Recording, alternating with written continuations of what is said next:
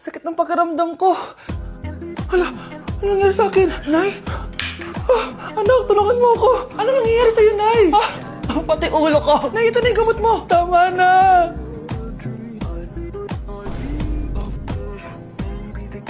Kala ko naman na paano ka na, Nay? Kaka-tiktok mo yan eh. Bakit? Ikaw lang ba pwedeng gumawa ng mga uso? Parang gusto ko rin gawin yan, Nay. Tara.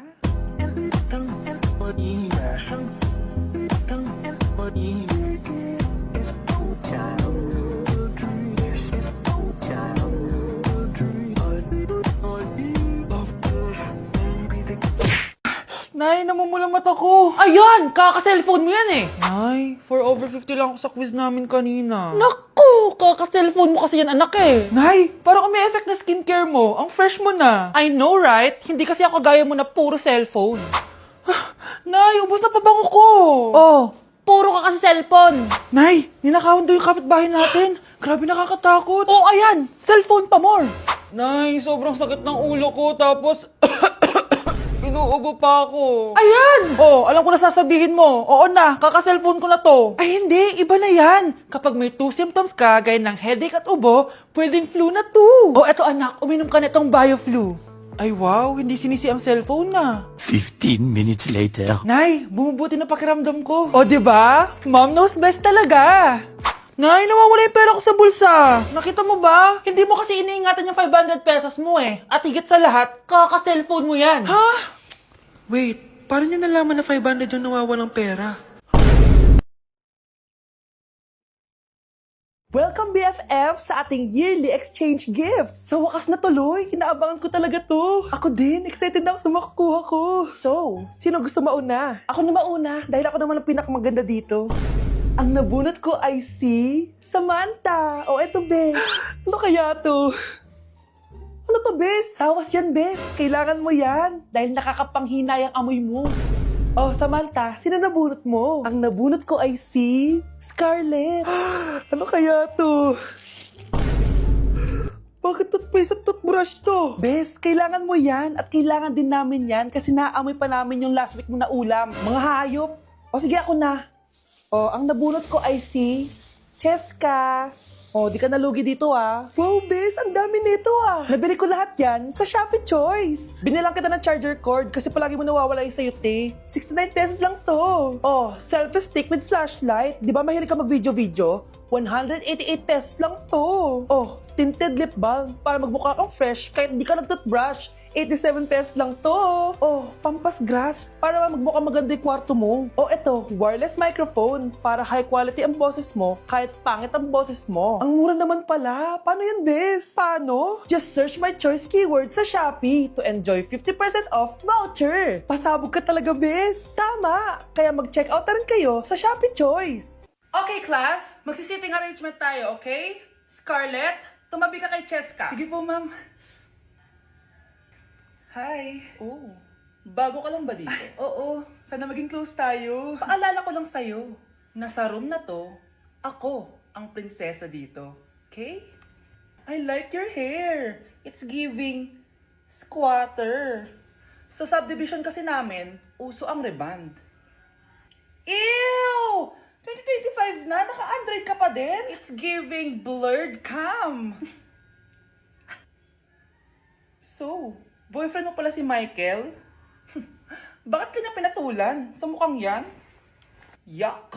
Ang pangit ng... Pag pinaluha mo ang nanay mo, tandaan mo, may kabayaran ang bawat luha niya. Isipin mo ito, noong maliit ka pa, ilang beses ka bang umiyak sa gabi? Ilang beses kang nagkasakit at nag-alala siya? Ilang beses kang nagutom at tiniis niya ang sarili niyang gutom para lang may maihain sa'yo? Pero ngayon, sino ang lumuluha? Ganun. Pag sumagot ang bata, bastos agad. Hindi ba pwedeng nagpapaliwanag lang? Hindi ba natin kaya makinig? Lalo na kung ang bata maayos naman ang pananalita, hindi naman mataas ang boses, hindi naman bastos pag nagpapaliwanag. Ang iba kasi sa atin, hindi naman nila lahat talagang ayaw makinig. Pag nagpapaliwanag ng bata, sure na tayo. Bes, kaya pa?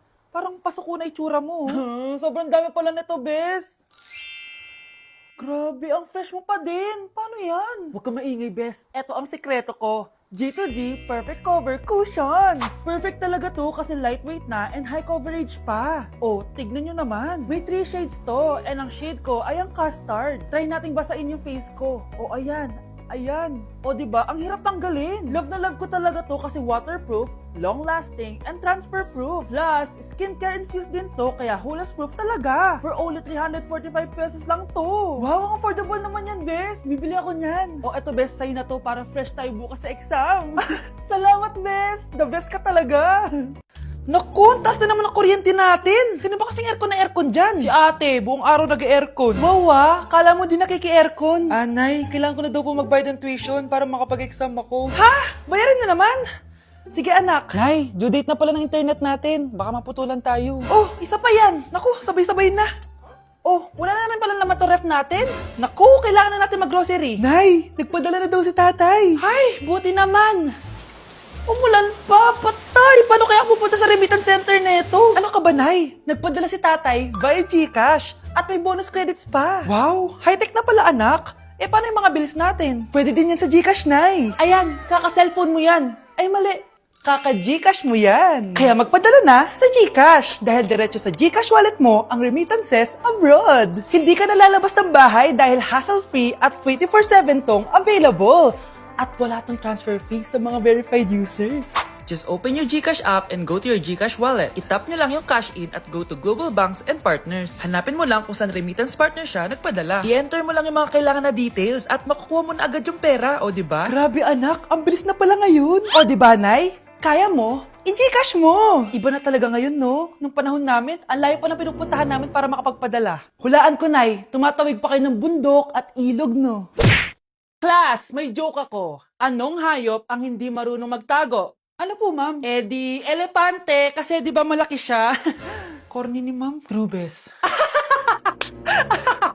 Nakakatawa ka talaga, ma'am. Oh, +1 si Samantha, kasi siya lang yung tumawa. Thank you, ma'am. Lu, pwede pala yun? Ma'am, eto po, para sa inyo po to. Hala, ang ganda naman nito.